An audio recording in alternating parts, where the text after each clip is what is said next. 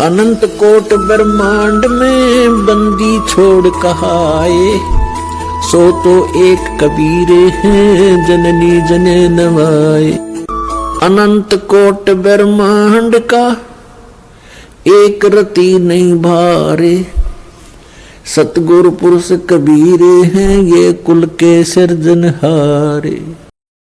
सतगुरुदेव की जय।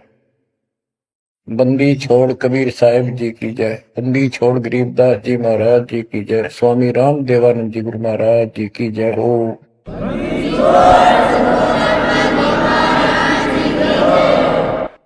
सर्व संतों की जय, सर्व भक्तों की जय, धर्मी पुरुषों की जय। श्री काशी धाम की जय, श्री सुडानी धाम की जय, श्री करोथा धाम की जय, श्री बरवाड़ा धाम की जय। सत्साहिब गरीब नमो नमो सत्य पुरुष को, नमस्कार गुरु के नहीं। सुर नर मुनि जन साधु, संतों सरसदी। सतगुरु साहिब संत सर, दंडवतम प्रणाम। आगे पीछे मत हुए, किनको पूर्व। कबीर सतगुरु के उपदेश का सुनिया एक विचार, जय सतगुरु मिलते नहीं जाते नरक द्वार। नरक द्वार में दूत सब करते खेचा तान, उनसे कभू नहीं छूटता फिरता चारों खान। कबीर चार खानी में भरमता, कबहू न लगता पार। सो फेरा सब मिट गया, मेरे सतगुरु के उपकार। जय जय सतगुरु मेरे की, जय जय सतगुरु मेरे की। सदा साहिबी सुख से वसियो, अमरपुरी के डेरे की।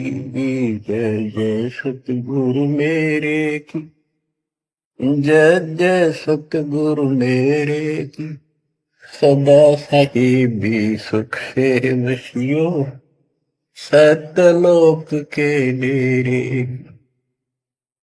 निर्विकार निर्भय तू ही, और सकल वैमान।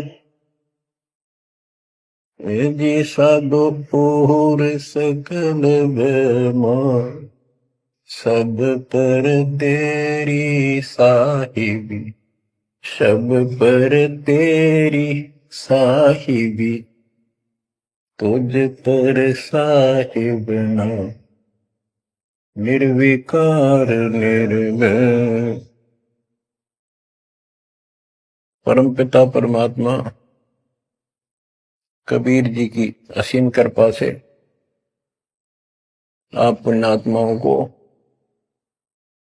उस अमर लोक का, अपने निज धाम का, स्थान का, अपने असली ठोर ठिकाने का ज्ञान हुआ। बच्चों, आपको परमात्मा की अमर कथा, अमर महिमा, सच्चा ज्ञान और सच्ची भक्ति प्राप्त है। इसको सामान्य बात ना समझो, और आप सामान्य आत्मा नहीं हो। लख बर सूरा जूद ही लख बर सामद दे, लख बर ती जहान में तब सतगुरु सुना दे। और परमात्मा की दूसरी रजा ये है कि गरीब गोता मारू स्वर्ग में जा बैठो पाताल, गरीब दास ढूंढता फिरूं अपने हीरे मोती लाल। देखो आपको परमात्मा ने कैसे खोज लिया। ये अपना पिता है, ये अपना सच्चा हमदर्द है। बाकी यह संसार के जितने भी परिवार है, नाते रिश्ते हैं, ये हमने अस्थाई अपना या जीने के लिए रास्ता निकाल रखा है कि थोड़ा सा ठीक ये उस समय व्यतीत हो जा। बहुत सी ऐसी परिस्थितियां हैं जिनको देखकर बड़ा दुख होता है सुनकर। इस लोक का कोई भी ऐसा नाता हमारा साथ सदा नहीं देगा। अगर हम माता पिता को अपना समझते हैं, वो भी कभी भी हमारा साथ छोड़ सकते हैं, क्योंकि जिस लोक में जहां मृत्यु है, वह हम किसको साथी माने कि हमारे साथ रह जाएगा। तो हम उनको अपना तो मानते हैं और मानना चाहिए कि हमारे साथ रह रहे, और प्रेम अपने आप हो जाता है। लेकिन इतना ध्यान जरूर रखना कि कभी भी यहां से जाना हो जाएगा। और सब हम नो सेट हो रहे हैं कि अभी नहीं मरेंगे, अभी तो उम्र छोटी है, अभी तो 30 वर्ष के हुए हैं, 40 के हुए हैं, 50, 60, 70, 80, 90 के हो लिए, 90 भी न सोचे अभी नहीं मरेंगे। चलो जब भी मालिक की दया होगी वह तो अलग बात है, परंतु इसको याद रखोगे तो आप भक्ति कर पाओगे, नहीं तो भक्ति नहीं बनेगी, मोक्ष वाली नहीं बनेगी। सामान्य भक्ति कर रहे हो, इसका फल तो इतना दे देगा, आपको संसार में नहरें टाल देगा, इतना सुख देगा, इतनी संपत्ति दे देगा, लेकिन वह संपत्ति काम क्या होगी बताओ। जैसे अब्राहिम सुल्तान अदम के कितने ठाठ थे, राजा था, उसको उस संपत्ति जो उसके गले पड़ रही थी, उसकी जान का झाड़ बन गई थी, उसके जीवन को नष्ट कर देता वो ठाठ बाट, उससे मुश्किल से निकाला उस दलदल से। तो बच्चों थोड़ा सा हर पहलू पर ध्यान दो। बच्चों बिन साहिब की बंदगी कहीं ठोर ठिकाना ना। साहिब कौन? भगवान परमात्मा, सारी सृष्टि का रचनार। वो परमात्मा है कौन? समस्या यहां थी अभी तक, कौन वो सबका सृजनहार है, कौन वो पाप नाशक है, कौन वो संस्कार बदलने वाला भगवान है। अभी तक ये बिल्कुल क्लियर नहीं था, किसी को भी नहीं था, आपके अतिरिक्त अब भी नहीं है। तो बच्चों ये सब खेल परमात्मा कबीर जी की कृपा है, मेरे गुरुदेव का आशीर्वाद भला।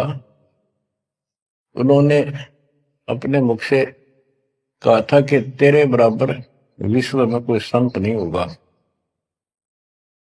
जब दीक्षा देने का अधिकार दिया, उसके बाद भी एकाधी बार मिले, ये शब्द उनके मुख से निकले। अब उस समय दास को संत की परिभाषा का भी ढंग से नहीं पता था, इतना जरूर था, तड़प विशेष थी। और सन 1988 से लेकर 1994 तक 6-7 साल तक मालिक के अतिरिक्त मन में कुछ नहीं था। रात और दिन पागल जैसी स्थिति, पागल जैसी स्थिति नहीं था पर कम भी नहीं था, दिन रात उसी में लगा रहता। कभी ज्ञान समझा आगे बताना, खुद अपनी कैसेट भर भर के उनकी कॉपी करा करा कर भक्तों बांटने लगा, खुद भर के। तो धीरे धीरे हमारा कारवां बढ़ता चला गया।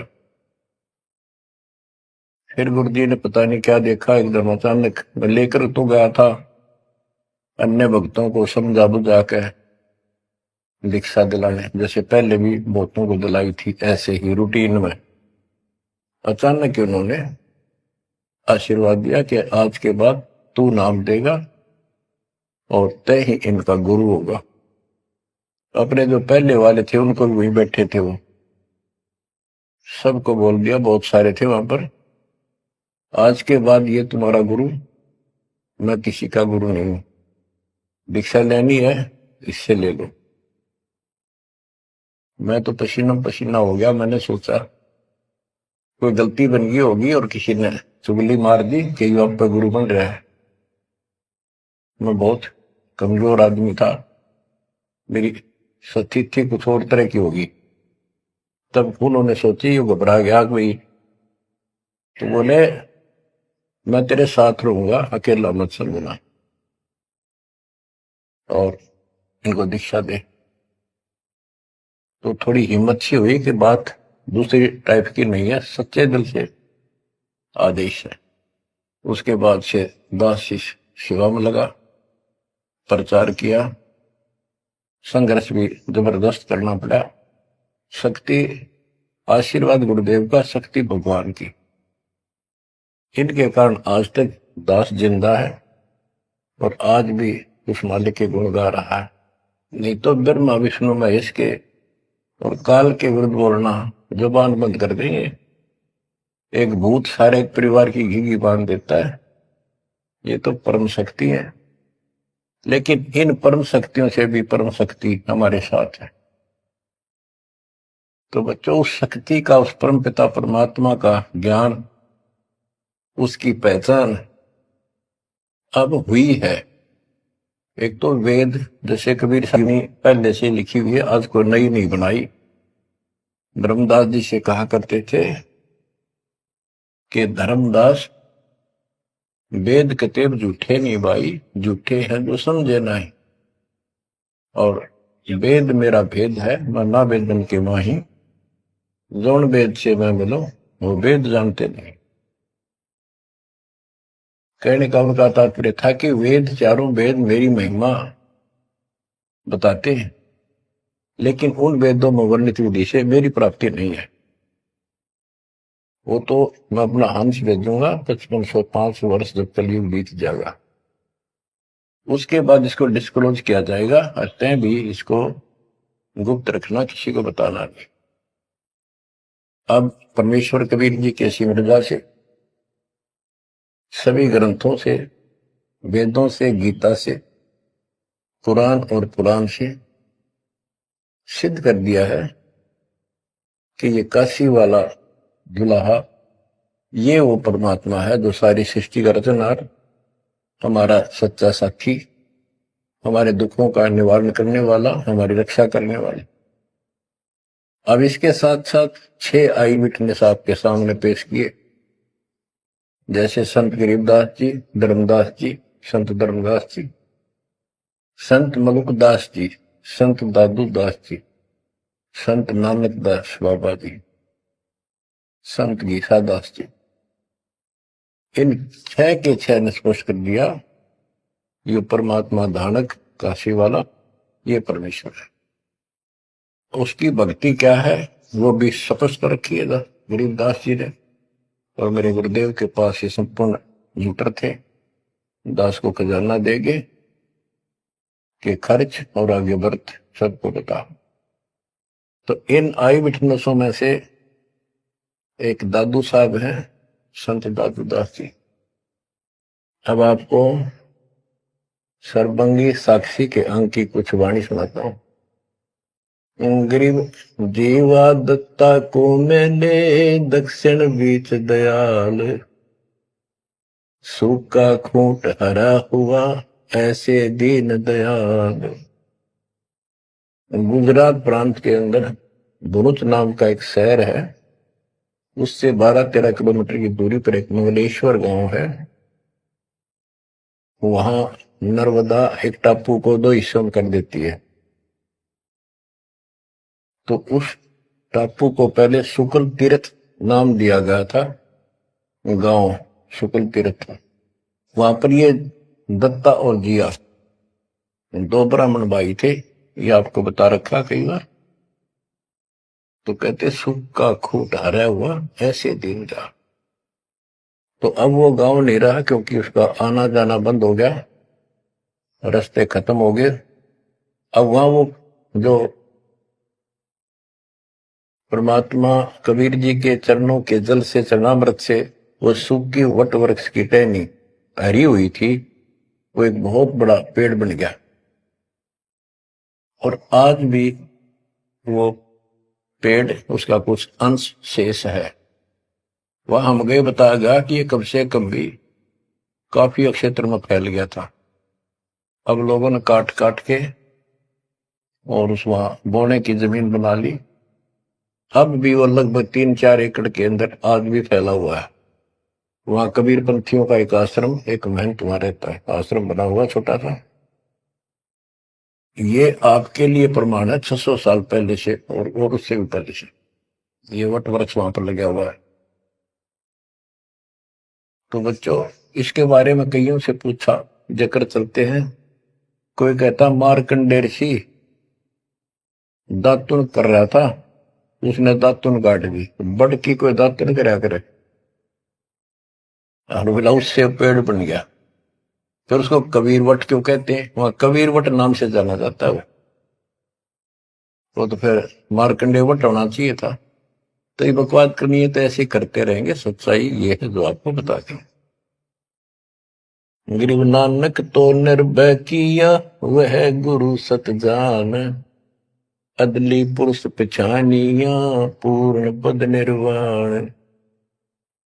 उन 6 आई विटनेस में से एक बाबा नानक जी भी हैं, जो सिख धर्म के प्रवर्तक हैं। उनको परमात्मा उस समय मिले थे जब वो सुबह सुबह स्नान करने के लिए सुल्तानपुर शहर के साथ साथ बेई नदी बह रही है। वो 1.5 किलोमीटर 1 किलोमीटर के आसपास शहर से दूर थी, अब तो कम होगी। तो बेई नदी के ऊपर जब स्नान करने गए, वहां 1-2 बार उनकी वार्ता की, जिंदा बाबा रूप में परमात्मा गए। फिर बाबा नानक जी ने उस दरिया में डुबकी लगाई तो उनको अंदर ध्यान कर दिया, परमात्मा ने छुपा दिए और उनको अपस्ट्रीम में ले गए। वहां जंगल के अंदर एक पेड़ के नीचे बैठे, फिर चर्चा हुई, फिर सतलोक लेके गए उनकी आत्मा। 3 दिन तक बाबा नानक जी ऊपर रहे, सारे ब्रह्मांड दिखाए, अपना लोक दिखाया, अपनी समर्थता से परिचित कराया। तो नानक साहब पहले रामकृष्ण के कट्टर पुजारी थे। बाबा नानक जी विष्णु जी की भक्ति करते थे, गीता का पाठ किया करते थे। ब्रजलाल पांडे से वो गीता पढ़ा करते थे। उसके बाद वापस आ गए वो। उसके बाद ये सभी पूजाएं बंद कर दी, जिस कारण से उनके विरोध में सभी खड़े हो गए, जितने भी हिंदू, उनके आसपास रिश्तेदार, घर के परिवार के सदस्य। मां ने छोड़कर पिताजी भी विरोधी हो गए कि तू के पैदा हो गया। हमारे देवताओं को भी ये कहता ये भगवान नहीं है। बहुत विरोध हुआ। जो भी होता रहे, आंखों देखा मक्खी नहीं खाई जा सकती। तो कहने का भाव ये है कि झांकी वे कबीर की नानक की तीवा हुआ सिखा का गड़पड़ी कौन छुटावे था। झांकी मैंने ऊपर का नजारा देखा, ब्रह्मा विष्णु महेश की स्थिति देखी, यहाँ के लोगों की स्थिति देखी, और सतलोक में जो परमात्मा की झांकी देखी, सतलोक की झांकी देखी। झांकी क्या होती है? जैसे 26 जनवरी पर अपने देश में जो गणतंत्र दिवस मनाया जाता है, तो प्रत्येक स्टेट एक लंबी लंबी गाड़ियों के ऊपर अपने राज्य की जो बहुत अच्छी योजनाएं होती हैं, उनके मॉडल बना बना के और प्रदर्शित करते हैं कि हमारे यहाँ ऐसा कुछ विकास हुआ है। तो फिर ऊपर से माइक वाला बोलता है, ये हरियाणा प्रदेश की झांकी है, ये गुजरात प्रदेश की झांकी है, ये ऐसे देश की झांकी है। यानी उनका नजारा, उनके क्या कुछ वहां पर है, क्या बना रखा है। तो झांकी वे कबीर की नानक की तीवा वह सिखों के गल पड़ी कौन छुटावे था। नानक साहब जी ने तो ये देखा था वहां परमात्मा को, वाह तेरे की वाहे गुरु वाहे गुरु, वाह वाह, कि भगवान तो ये है और ये ही सच्चा गुरु सतगुरु है। तो नीचे आकर भी उन्होंने यही लगाए रखी। तो उनके फॉलोवर ने नोट कर लिया, गुरु जी वाहे गुरु कहा करते थे। तो ये सब वाहे गुरु कहने लग गए। दूसरा अवसर उस समय जब मर्दाना और बालाजी दोनों इनके साथ बाबा नानक जी के साथ रहा करते थे। ये दोनों शिष्य इनके ज्यादातर भ्रमण इनके साथ ही किया उन्होंने तकरीबन। एक दिन इन्होंने कहा, मर्दाना ने और बाला ने, कि गुरुदेव हमारे को लंका दिखाओ, जहां रामचंद्र जी ने आक्रमण किया था, चढ़ाई करी थी। तो बाबा नानक जी ने कहा कि आंखें बंद करो, फिर कहा खोलो। आंखें खोली तो समुद्र के किनारे खड़े थे और उन दोनों से कहा कि आप मेरे पीछे पीछे चलते आओ, वाहे गुरु बोलना। ऐसे करते हुए चल पड़े और तुम डूबोगे नहीं, पानी पर ऐसे चल पड़े जैसे थल पर चलते हैं, जमीन पर चलते हैं, पृथ्वी पर। और नानक साहब जी खुद सतनाम का जाप करने दो सरकार। तो मर्दाना नकल करने लगा, वो भी ओम सोहम जपने लगा, जैसा बाबा नानक जी उच्चारण कर रहे थे मुंह से बोल कर। तो वो समुद्र में डूबने लगा। तब बाबा नानक जी ने कहा कि मर्दाना, गुरु जो कहे वो करो, गुरु की नकल नहीं करते। मर्दाना फिर वाहे गुरु करने लगा, तो वो ठीक हो गया, ठीक से चलने लगा। अब यहां पर परमात्मा ने इनको सबको कह दिया था, जितने भी मालिक के शिष्य हुए, कि इस मंत्र को, सतनाम को और इस मूल ज्ञान को अभी किसी को डिस्क्लोज नहीं करना। तो बाबा नानक जी 5 नाम देते थे इनको सबको, बस वो 5, जैसे हम 7 नाम देते, बीच बीच के 5 दिया करते थे।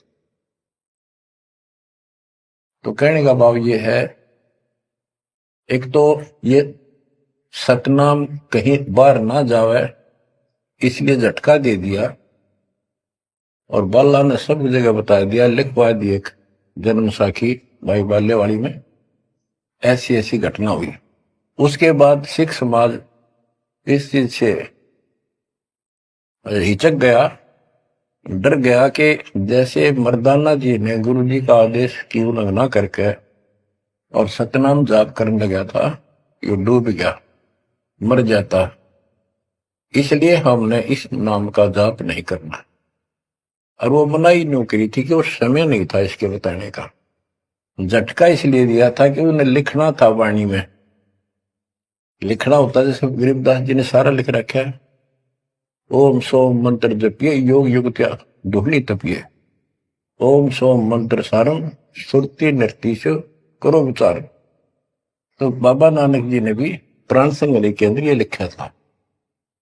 बाद में प्राण संगली इन्होंने कभी ग्रंथ साहब में भी बैंड नहीं किया, अलग रख दी, बल्कि जल प्रवाह कर दी थी, खत्म कर दी थी कि कोई सिख बच्चा इसमें ये मंत्र ना पढ़ ले और गुरु जी की बात की अवेयर ना हो जाए। ये बात तो इस शकल में थी। अब तो गरीबदास जी कहते, झाकी वे कबीर की रान की वाह, वह सिखा का गड़पड़ी कौन छुटावता। अब इनको समझाना चाहें कि ये उन परिस्थितियों में मना किया था और ये नाम है जाप करने का, अब ये मानने को तैयार नहीं। अब वाहे गुरु देखा हमने कई बार, ये 2-2, 3-3 दिन तक लगातार माइक लगा के और पूरे शहर में कम से कम कुछ 1 किलोमीटर तक, रोहतक में देखा वहां गुरुद्वारा है गाड़ी स्टैंड पे, तो पूरे रेलवे स्टेशन पर एक रोड है, रेलवे स्टेशन रोड कम से कम 1 किलोमीटर लंबा, सारे जगह जगह स्पीकर लगा के और बड़ी लय ला करके पाठी बार बार बदलते रहते, सारा दिन वाहे गुरु वाहे गुरु वाहे गुरु वाहे गुरु वाहे गुरु वाहे गुरु, बस और कुछ नहीं। तो गरीबदास जी कहते, झाकी वे कबीर की रान की वाह, वह सिक्का गलती कौन छुटावता। अब क्या बताते हैं, गरीब नानक तो निर्भय किया, वह गुरु सत जान, अदली पुरुष पिछाणिया, पूर्ण पद निर्वाण। कि बाबा नानक जी ने उस समर्थ परमात्मा कबीर जी को पहचान लिया था, और वो ही उनका सतगुरु जानो जिन्होंने उनको दीक्षा दी। गरीब अदली पुरुष कबीर है, सब सिर तपे ललाट, सौदा करो तो इत करो, चल सतगुरु की हाट। गरीब दादू को सतगुरु मेले, दई पान की पीक। गरीब दादू को सतगुरु मेले, दई पान की पीक। बूढ़ा बाबा जिसे कहें, या दादू की नई सीख। गरीब दादू के सिर पर सदा, अदली असल कबीर। टक्कर मारी जद मिले, फिर सांबर के तीर। गरीब दादू ध्यान उलंगिया, 3 दिवस 3 रात। आगे से आगे मिले, शब्द सने ही साथ। दादू साहब जी 7-8 साल के बच्चे थे। एक आधी पुस्तक में 11 वर्ष के बताए। जो भी थे, बच्चों में खेल रहे थे बनी में। गांव से बाहर चारों तरफ बनी होती थी, छोटा जंगल, उसमें खेल रहे थे। महात्मा कबीर जी जिंदा बाबा के रूप में वहां आए, बैठ के परमात्मा की कथा सुनाने लगे, और बच्चों ने ध्यान नहीं दिया। तो बच्चा दादू बहुत निकट आकर बैठ गया, बाबा और बताओ, बाबा और बताओ। बहुत अच्छा लग रहा है। फिर दीक्षा लेने का मन किया। फिर परमात्मा कबीर साहब ने एक पान के पत्ते पे, और आसपास पौधे उग जाते थे, पान के पत्ते पे एक मंत्रित जल डाल के उसको धो दिया और नाम दे दिया। तो बच्चे भी वो देख रहे थे, थोड़ा दूर बैठे थे, वो चले गए। बात उनकी इंटरेस्ट नहीं था, पर खेल रहे थे। थोड़ी दूरी पर जा खेलने लगे तो दादू साहब जी अचेत हो गए, और कबीर साहब उनकी आत्मा को लेकर ऊपर घुमा के लाए। जब दादू साहब लेट गए, गिर गए, बच्चों ने आके देखा क्या हो गया इसका, बाबा अंतर्ध्यान हो गया। उन्होंने गांव में आके बताया ऐसे ऐसे हो गया। एक बाबा ने पता नहीं कैसा पानी पिला दिया इसको, ये बेहोश हो गया। तो घर वाले उठा कर ले गए। मरा नहीं था, सांस चल रहे थे, लेकिन कोमा में जैसे चले जाते ऐसे थे। तो दादू साहब जो है 3 दिन और 3 रात अचेत रहे। तो फिर उनको ऐसे झाड़े जुड़े लगवाए, सारे कर्म कर लिए, पर वो होश में नहीं आया। फिर अपने आप बैठ के उठ गए। फिर उसे पूछने लगे आपको क्या हो गया, वो कौन था? जो एक बूढ़ा बाबा आया था। बच्चों ने बताया कि बूढ़ा बाबा था, और उसने ऐसे ऐसे पता नहीं क्या मंत्र बोल कर जल पिला दिया, हम देखा थे दूर तक। तब नानक जी ने बताया वो कौन था, बताता हूं। गरीब दादू ध्यान उलंगिया, 3 दिवस 3 रात। आगे से आगे मेले, शब्द सने ही साथ। गरीब आसन अचल कबीरे का, सबका सतगुरु एक। ब्रह्मांड 2100 देख ले, धूमे के सिरेख। गरीब देही को सतगुरु कहें, यो सब धुंधर ज्ञान। 4 दाग आवे नहीं, जिसको सतगुरु जान। के शरीर सतगुरु नहीं है, इस शरीर के अंदर जो महान आत्मा है वो सतगुरु है। 4 दाग आवे नहीं, वो मरता नहीं। गरीब दादू का पिंजर पड़ा, और नानक की दे। इनमें सतगुरु को निशा, हमको बड़ा संदेह। के दादू जी भी की मृत्यु हुई, और नानक जी की भी हुई। तो फिर कहते हैं ये शरीर कुछ नहीं है, ये तो एक कर्म बनाने के लिए दिया गया है, भक्ति करके मुक्ति पाने के लिए मिट्टी दी है, एक खेत दिया है। इसमें जो अच्छी तरह ठीक व्यवहार करके इससे सोना उपजा लो, मोक्ष प्राप्त करो। फिर कहते हैं कोई बात नहीं, शरीर गया तो गया, शरीर तो जाएगा। गरीब खोड़ पड़ी तो क्या हुआ, झूठी सब पटीट, पंछी उड़ा आकाश को, चलते कर गया बीट। देखो, इस ज्ञान से आपके हृदय में एक दिन ऐसा हो जाएगा, आपको मृत्यु का डर कतई नहीं रहेगा। ये शरीर ऐसा है, अंदर जो आत्मा है वो अलग वस्तु है, वो है मेन चीज, मेन मुख्य है। और ये ऊपर एक कवर है, कपड़ा पहना रखे। संतों ने इसको खोड़ चोला वस्त्र भी कहा है। गरीब खोड़ पड़ी तो क्या हुआ, शरीर पड़ा रह गया तो क्या हो गया, कुछ नहीं हुआ। झूठी सब है पटीट, ये ऐसा है पंछी उड़ा आकाश को, चलता कर गया बीट। जैसे पक्षी बीट कर दे तो बीट पक्षी नहीं है, वो तो टट्टी है। इसी प्रकार ये शरीर और आत्मा की तुलना करें तो आत्मा पक्षी समझो, शरीर एक बीट, बीट इसकी पक्षी की टट्टी, गोबर। और ना समझ में आती होता है मेरे पास 2 दिन घर में रख के देख लो, शरीर छुट्टे पास है, इसमें कीड़े पड़ जा, बदबू उठ जा, सिड़ जा गति। तो इसको हम सब कुछ मान रहे हैं। क्यों मान रहे हैं? क्योंकि हम इसके छूटने को मृत्यु मानते हैं। और हम कभी, हमारा ऊपर शरीर छूटता नहीं था, मरते नहीं थे सतलोक में। वह बात हमारे छाती में धरी हुई है कि मर क्यों रहे हैं, यू गलत है। कष्ट कुष्ट भी हम सहन कर लें, कोई बात नहीं, आदमी हो गए गधे की तरह, तो यू काम और होगा, कभी भी हो सकता है। तो यहां बताते हैं गरीब खोड़ पड़ी तो क्या हुआ, जूठी से वह पटीट, पंछी उड़ा आकाश को, चलता कर गया बीट। ये तो इस अतिथि है बस यह, और ये एक दिन जाएगी।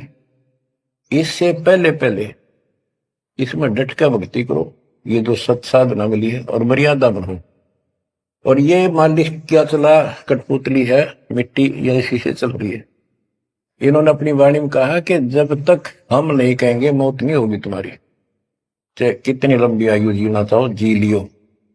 लेकिन इस ज्ञान से अपने आप ये हो जाएगा कि मौत हो लिया, क्यों शरीर तो छोड़ना पड़ेगा एक ना एक दिन।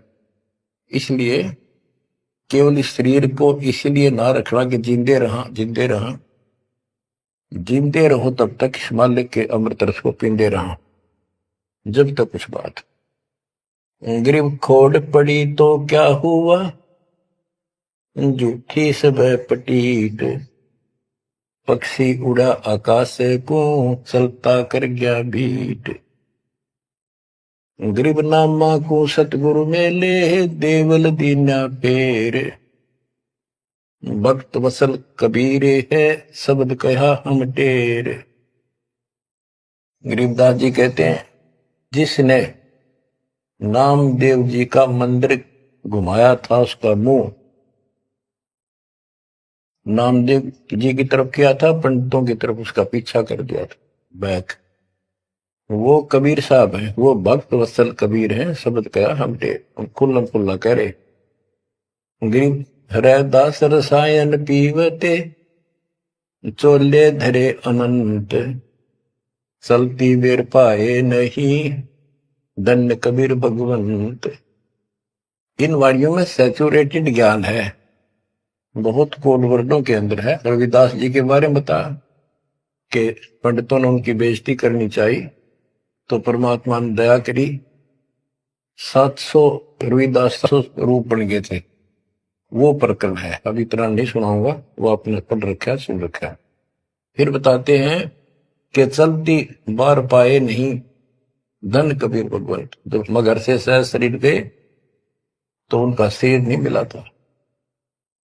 गरीब तेज पुंज की शैल है, तेज पुंज के धाम, सेवक हैं तेज पुंज के राम। सतलोक की जानकारी दे रहे हैं।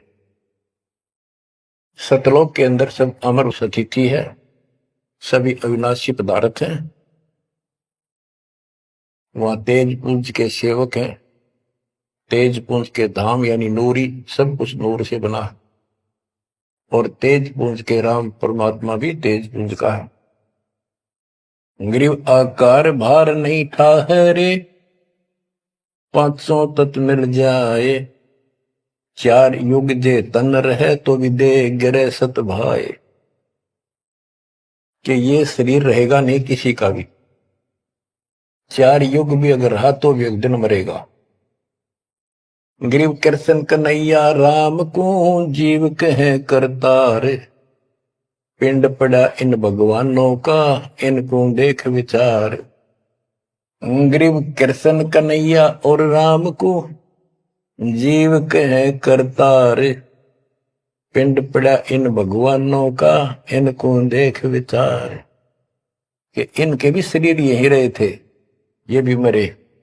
ग्रीव कच्छ मछ को रंब लग, शेष धोल को देख। इनकी देही भी नहीं रहे, जिनको कह सब वसुधा की टेक। अब स्पष्ट कर देते हैं कि शरीर कितने दिन रहो, मौज मालिक की। गिरब ये जीवन सत सफल है, जब लग राम रटंत। देखोरी को जान दे, भरम पड़े हैं पंथ।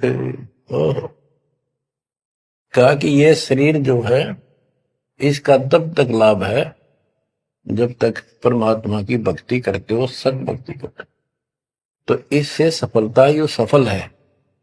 और ये काम नहीं करते, सच्ची भक्ति नहीं करते, इसके अतिरिक्त अन्य डले ढोरे हो तो व्यर्थ है। ये सारे पंथ भ्रमित है, किसी के पास भी सच्चा ज्ञान नहीं। अब बच्चों, दादू साहब को परमात्मा मिले, आंखों देखा हाल उन्होंने किस तरह वर्णन किया। दादू साहब की वाणी है, जो जो शरण कबीर के, तिर गए अंत अपार। दादू गुण के ता कहे, कहतन आवे पार। कबीर करता आप है, दूजा नहीं कोई। दादू पूर्ण जगत को, भक्ति दृढ़ावत सोए। ठेका पूर्ण होवे जब, सब कोई तजय शरीर। दादू काल गंजे नहीं, जपे जो नाम कबीर। कबीर करता आप है, जो जो शरण कबीर के, तिर गए अनंत पार। दादू साहब कहते हैं का क्या महिमा गाऊं, अनंत महिमा। कबीर करता आप है, दूसरा नहीं कोई। दादू पूर्ण जगत को, भक्ति दृढ़ावत सोए। अब बताते हैं, ठेका पूर्ण होवे जब, सब कोई तजय शरीर। दादू काल चंपे नहीं, निकट नहीं आवे। जपे जो नाम कबीर। आदमी की आयु घटे, तब यम घेरे आए। सुमरण किया कबीरे का, दादू लिया भाई। कि जब आदमी का समय पूरा हो जाएगा, मरेगा सब एक दिन, सब मरेंगे जाएंगे। जब ठेका पूरा हो यानी समय मृत्यु का आएगा, तो काल के दूत आसपास मंडरा जाएंगे। और सच्चे नाम का सेवन करने से काल निकट नहीं आएगा। अब जैसे ये वाणी है, ये दादू साहब के ग्रंथ में है, और उसके बाद दादू साहब को मना कर दिया था कि वो मंत्र वगैरह नहीं बताना, तो उन्होंने फिर सारे अपनी वाणी का भाव अलग से बदल दिया। अब बताते हैं, मेट दिया अपराध सब, आए मिले छन माही। दादू संग ले चले, कबीर चरण की छाही। मेट दिया अपराध सब, आए मिले छन माही। यानी सब पाप काट दिए गए। दादू संग ले चले, कबीर चरण की छाई। जैसे गरीबदास जी को कबीर पंडेश्वर लेकर गए धर्मराज के दरबार में, सबसे पहले उनकी बही को पढ़ा, उनकी पैड जिसमें लिखा था काउंट, वो क्रॉस कर दिया।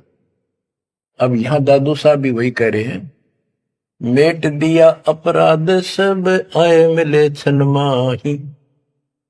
सब पाप खत्म कर दिए, अपराध काट दिए।